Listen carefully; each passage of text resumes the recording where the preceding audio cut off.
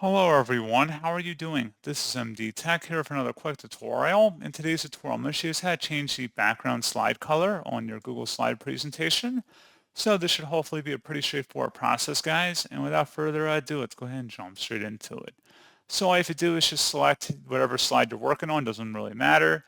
And then there should be a bar up here that says background, change background. Go ahead and select that. You can change the color by selecting any one of these options here. If you want to put an image as your background, you can select image, and that's pretty much it. So, as always, thank you guys for watching this brief tutorial. Do hope that was able to help you out, and I do look forward to catching you all in the next tutorial. Goodbye.